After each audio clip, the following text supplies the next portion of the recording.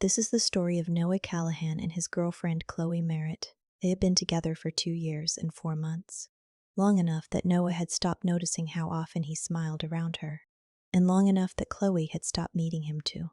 What lived between them was something that looked like love from a distance and felt like habit up close. Shared playlists, inside jokes grown stale at the edges, a comfortable silence that had slowly become something else entirely. Chloe had always needed to be seen, not just by Noah, but by everyone. And when the everyone grew louder, Noah grew quieter, until he was mostly background. The unraveling didn't announce itself. It never does. It simply arrived one Tuesday evening, wearing the face of a private post that wasn't private enough. Noah found out on a Tuesday, but the story really started on a Saturday 6 weeks before that. The kind of October Saturday that smells like wood smoke and dying leaves, when the light comes in at a low angle and makes everything look warmer than it is. He was sitting at the kitchen island, half reading a paperback he'd been carrying around for 3 months without finishing, while Chloe stood at the counter filming herself making coffee. Not making coffee, exactly. Performing making coffee. She tilted the pour-over kettle at a particular angle, her wrist loose and graceful, and Noah watched the small red recording light on her phone and thought nothing of it. That was the thing. He'd long since stopped thinking anything of it. "You want some?" she asked, not looking at him. "Sure." She poured a second mug and slid it across the counter without looking away from the screen. She was reviewing the footage, lips pressed together in concentration, deciding whether the light had caught her the way she wanted. Noah picked up the mug and went back to his book. This was their Saturday morning. It had been their Saturday morning in one variation or another for the better part of a year. Noah making himself comfortable in the margins of whatever Chloe was creating. Chloe existing, increasingly in a space that required a certain kind of witness. And Noah, she had decided somewhere along the way, was not quite the right audience. He wasn't bitter about it. That's what made it complicated. He simply felt, on most days, like a piece of furniture she'd grown fond of. Present, useful in a quiet way, easy to overlook. They'd met through mutual friends at a birthday party where Noah had been standing near the window watching rain collect in the gutters, and Chloe had appeared next to him and said, "People always think they're being deep when they stare at rain." "Are you being deep?" He'd laughed. Actually laughed, not the polite version, and that had been that. She had been electric then. Interested in things. Interested in him. She would call him at 11 at night to tell him about a documentary she'd just watched, her voice alive with something he didn't have a word for. He'd fallen for the aliveness more than anything else. Somewhere in the past year, the aliveness had moved online. Or maybe it had always been headed there, and he just hadn't noticed. Their friend group had been planning a gathering for weeks. Chloe had organized it naturally. She organized most things social. It was at their mutual friend Piper's house, scheduled for the following Saturday. Dinner, wine, the usual rotation of people they'd known since college. Noah had been looking forward to it in the mild, undramatic way he looked forward to most things. Not with excitement exactly, but with the comfort of the familiar. That evening, Chloe sat on the couch editing photos from their recent weekend trip to the coast, and Noah sat beside her reading, their legs touching without intention. The contact was automatic, comfortable. The kind of closeness that looks like intimacy and might be nothing more than proximity. "You're going Saturday, right?" she asked, eyes on her laptop. "Yeah, Piper's thing." "Good." She said it like she was checking a box. He glanced at her. Her face was lit blue-white by the screen, jaw slightly set the way it got when she was concentrating. She was beautiful in an objectively undeniable way, the kind of beautiful she was very aware of, and Noah had stopped finding that awareness charming somewhere around month 14. "Is there something you're planning?" he asked. She looked at him then briefly. Something crossed her face. Not quite guilt, more like recalibration. "Just want everyone there," she said. "It'll be fun." He nodded and went back to his book. Later he'd think about that look. The recalibration. The way her answer had been technically true and entirely hollow. But that came later. That night she fell asleep with her phone on her chest, the screen dark, one hand curled loosely around it the way you'd hold something you didn't want anyone else to touch. Noah lay awake for a while, watching the ceiling, feeling the low-grade hum of something not quite wrong, not quite right. He didn't reach for her. She didn't reach for him. They slept like two people who had forgotten they were supposed to be reaching. The week between that Saturday and the following Tuesday moved the way weeks do when nothing remarkable seems to be happening, quickly, and without leaving much behind. Noah worked from home on Monday and Tuesday. He was a technical writer for a mid-sized software firm, which meant his days were quiet and precise, spent turning complicated things into language ordinary people could use. He was good at it. He had a particular patience for the hidden architecture of things, the logic underneath, the small mechanisms that made the whole structure function. Chloe used to say it was one of the things she loved about him, that he paid attention to what was underneath. He wasn't sure she still felt that way. He wasn't sure she'd thought about what she felt about him in some time. Tuesday morning, she left early for a meeting with a brand she'd been in talks with. Something about a seasonal campaign, content she'd be creating through November. She'd been building her following for 2 years, and it had become genuinely substantial in the last 6 months. Noah was proud of her for it in a way that existed alongside a loneliness he didn't examine too closely. He made himself coffee. He sat down at his desk. He opened his laptop. An hour into work, his phone buzzed with a notification from a shared family app he'd almost forgotten existed. Chloe had connected her account during a phase when they'd been experimenting with shared photo albums for family members. The notification was meaningless, a reminder about something unrelated. But in dismissing it, his thumb caught the edge of the feed that had loaded underneath. He almost scrolled past it. The post was marked private, visible to a specific group she'd designated. He shouldn't have been in that group. He suspected she didn't know he was. The app's privacy settings were convoluted, updated twice since she'd added him, and he'd never interacted with her content there. He was invisible in it, the way he'd become invisible in most of her digital spaces. The post was 3 sentences. Okay, so tonight's officially the night love. Been waiting for the right moment, and Saturday at Piper's is going to be perfect. The soft launch of single life starts now. He read it 3 times, not because he didn't understand it. He understood it immediately, completely, with the flat clarity of something you've almost known for a while, finally showing itself. He read it 3 times because he was deciding in real time what kind of person he was going to be about this. The thing that struck him, that would continue to strike him in the days that followed, was not the betrayal exactly. It was the packaging. Saturday at Piper's is going to be perfect. She had organized the gathering. She had confirmed he'd be there. She had designed the scene, and she had documented her intention to perform the ending of their relationship for an audience, presumably live or in the form of content she'd share afterward. He thought about the look on her face when he'd asked if she was planning something. The recalibration. He put his phone face down on the desk and sat with his hands flat on either side of the laptop keyboard. His mind moved slowly, methodically. He wasn't the kind of person who reacted immediately to large things. He processed them the way he processed everything, by looking for the structure underneath.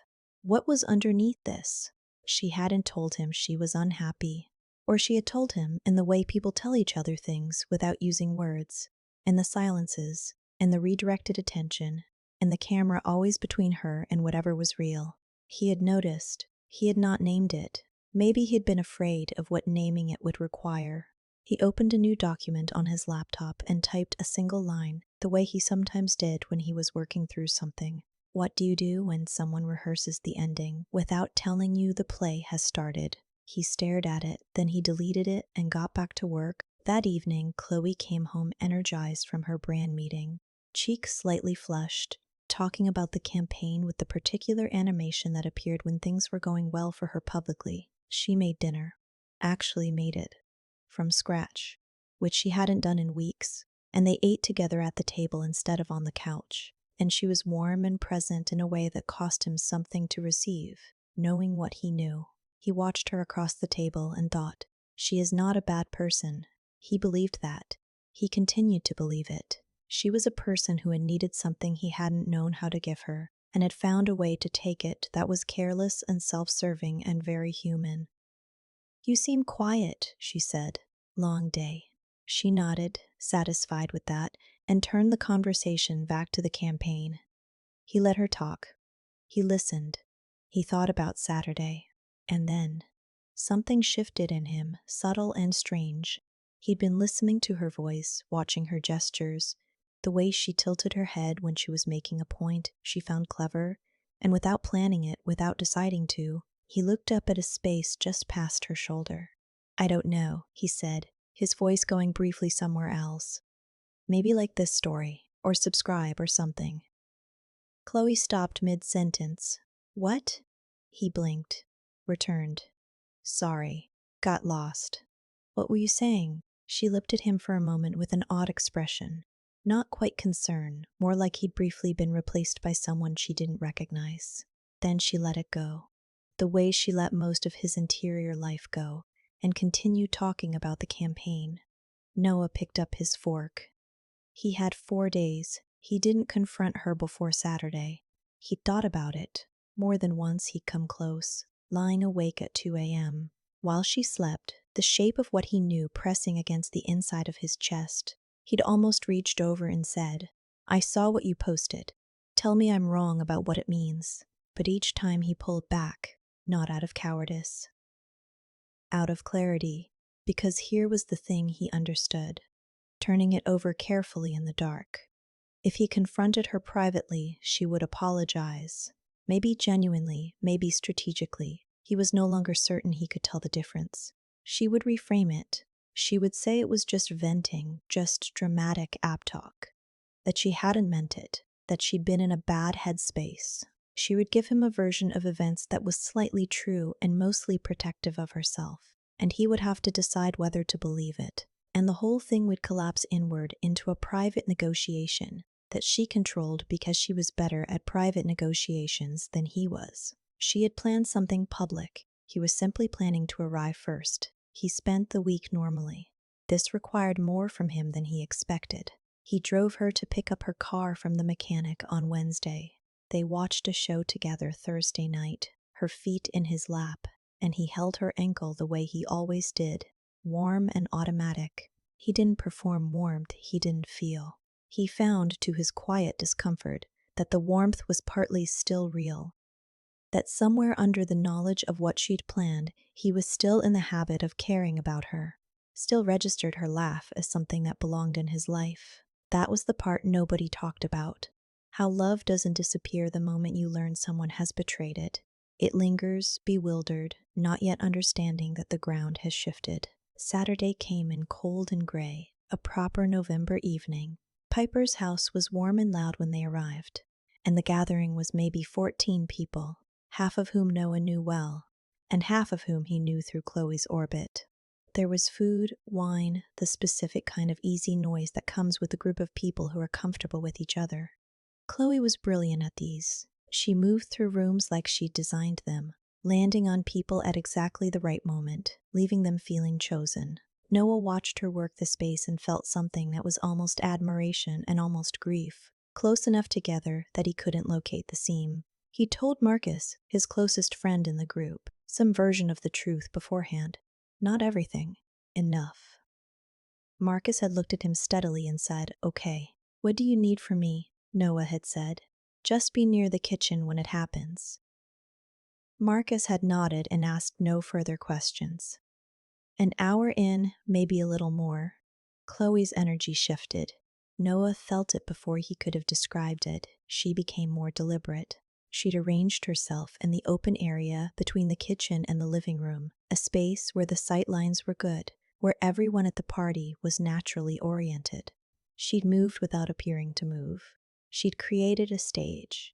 She reached for his hand, drew him to her. Her eyes were doing the thing they did when she was aware of being observed, a softness that was partly real and partly curated, the boundary between them impossible to locate.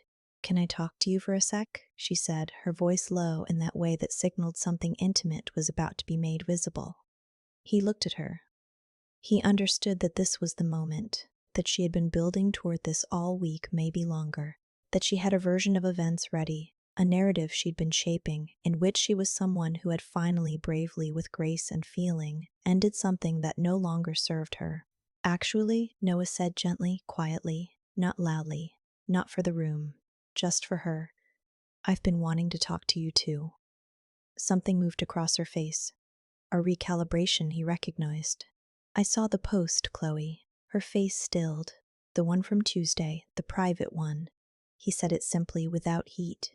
About Saturday being the perfect moment. Around them, the party continued. No one was watching yet. This was not a scene. He had made sure of that. "I'm not angry," he said, and meant it in a way that he knew would be harder for her to manage than anger. "I think we've both known for a while that this has been running on fumes. I needed you to know that I know, and that this isn't going to go the way you planned it." Her mouth opened slightly, closed. "I think we should break up," he said. "I think we've probably both thought that for a while." The words weren't dramatic. They didn't need to be. They were just true, said plainly, in a room full of people who would never know the full architecture of what had just happened. She stood very still. "Noah, you don't have to explain. I understand more than you think I do." He met her eyes. "I hope you get what you're looking for." He said it without irony, without performance. He meant that too. He let go of her hand, which he hadn't realized he'd still been holding, and walked toward Marcus, who was exactly where he'd said he'd be, and asked if anyone wanted another drink. The party continued. Chloe stood in her stage for 30 seconds, maybe 40, with no audience and no script. Then she went to find Piper. 3 months later, Noah was living in a sublet apartment 2 miles from the place they'd shared, which Chloe kept. He had not fought for much. He wasn't sure what that said about him. The apartment was sparse but not unpleasant. He'd hung 2 things on the wall: a print he'd bought years ago and a small framed photograph of the Oregon coast taken on a solo trip he'd done in his 20s. He made coffee in the mornings with a stovetop mocha pot and sat at the window for 20 minutes before opening his laptop, watching the street. He was, he understood, not entirely fine. He was also not destroyed. He was somewhere in the slow, unremarkable middle that people don't talk about much. The part after the sharp events, when life continues in a quieter register and you're mostly just living in it. He'd been on 2 dates, neither of which had led anywhere, both of which had reminded him that he was capable of being curious about another person. He'd taken that as data and not over-interpreted it. He thought about Chloe sometimes, not obsessively, the way you think about a period of your life that contained real things, real good and real difficulty, and tried to understand it without flattening it into a story you can manage. He thought she was both less and more than he'd sometimes made her in his head. Less villainous, more frightened. She had needed something from the world that felt like proof of her own value, and she had arranged her life around collecting that proof, and somewhere in that arrangement he had become a prop. He didn't think she'd decided to do that. He thought it had happened the way most things happened, gradually, through accumulated small choices, none of which felt significant on their own. He'd heard through the mutual periphery, Piper mostly, who remained carefully neutral, that Chloe's content had grown significantly in the months since. She'd done a vague feeling forward post about chapter changes, and knowing your worth that had performed very well. She'd referenced the breakup obliquely in a way that positioned her as someone who had made a brave choice. Noah had read it once, thought about it for an afternoon, and found he didn't have much feeling about it, beyond something that was almost sympathy. She needed the narrative to be one in which she was the author of her own story. He understood that. He had, in the end, taken that from her on a Saturday at Piper's house, and she'd had to rebuild it from the available materials. She was doing that. People did. What he sat with more often was the quieter question: what had been his failure in it? He'd been present without being present. He'd watched her move further away and called it her drift, rather than naming his own stillness. He'd been comfortable in the margins and mistaken comfort for acceptance. He had not told her what he needed from her, partly because he wasn't sure he knew, and partly because, by the time he might have, it felt too late and he didn't want to need anything. He turned this over during his morning window watching, not with punishment, with the intention of understanding. He was reading more. He'd finished the paperback he'd been carrying for 3 months and felt, slightly absurdly, like something had resolved. One evening in February, Marcus came over and they ate takeout on the floor because Noah still hadn't bought a proper table, and Marcus said, "You know what's strange about you?" "Plenty. Probably. You seem less sad than before." Noah considered that. "I think I was sad before for longer than I realized." Marcus nodded, and they went back to eating, and neither of them said anything else about it, and that felt about right. They saw each other in March. Not planned, a coffee shop that had been equidistant from where they used to live together, now slightly closer to where Noah was. He was at a window seat with his laptop. She came in with another woman he didn't recognize, ordered something at the counter, and saw him on the way to find a table. There was a pause, the kind that contains a decision. She walked over.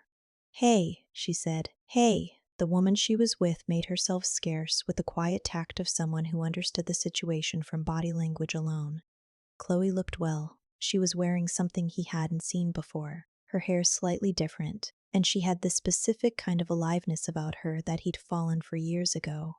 Present, lit from within. He wondered if she'd had a good morning, or if she was performing for the room, or if there was a difference anymore. "How are you?" she asked. "Good. Settling in." She nodded. Looked at his laptop. Working, trying to. A small smile. Something real in it if he was reading correctly. "You were always better at that than me. The focus thing. You were always better at moving through rooms." She looked at him for a moment. Something in her face shifted. Not dramatically, but in the way a held breath releases. "I've thought about that night," she said. He waited. "I know what it must have looked like." "I think I know why you did it," he said. Not unkindly, just as a fact offered. She looked at the table between them. "I told myself I was being brave, that I was just finally doing what needed to be done." "Maybe you were, but not that way." He didn't answer immediately. He was not going to tell her it was fine. It was not something he needed to reassign. "It was a strange thing to do," he said finally. "I think you know that." She nodded. Slowly, the nod of someone who has had 3 months to have a complicated interior relationship with a decision they made. "I missed," she started, then stopped. He waited again. "I missed who you were in the first year," she said. "And I don't know when I stopped looking for that." "I stopped showing it," he said. "That's mine." She looked at him fully then. He looked back. This was the thing about the people you've loved, even imperfectly. There is a recognition in the looking, a familiarity that belongs to something real that happened, that no amount of difficult subsequent events can entirely erase. He had loved her. Some portion of that didn't vanish on command. He sat with that without needing it to mean anything. "Are you okay?" she asked. "I think so." "You getting there." She said it in a way that felt more honest than almost anything she'd said to him in the last 6 months of their relationship. Her friend reappeared with 2 cups. Chloe glanced back at her, then at Noah. "I should, yeah." She stood, smoothed her jacket. The gestures of someone collecting themselves. "Take care of yourself, Noah. You too, Chloe." She walked back to her table. He turned back to his laptop. He didn't watch her go, not because he was being deliberate about it or performing indifference, simply because he didn't need to. He knew what she looked like. He knew how she moved through rooms. He opened his document. The words were where he'd left them, waiting with the patient indifference of text. Outside the window, the March light was doing its tentative thing. Not quite warm, not quite cold. Everything at the edge of becoming. Someone walked past with a dog that paused to consider a crack in the pavement before moving on. Noah looked at the sentence he'd written before she'd arrived. Read it once, then began to write the next one. Not because he'd resolved anything exactly, but because some things, once set down, simply continue, and you have to be the one to carry them forward, quietly, without an audience, with nothing waiting for you at the end except the ordinary and sufficient fact of your own life still going.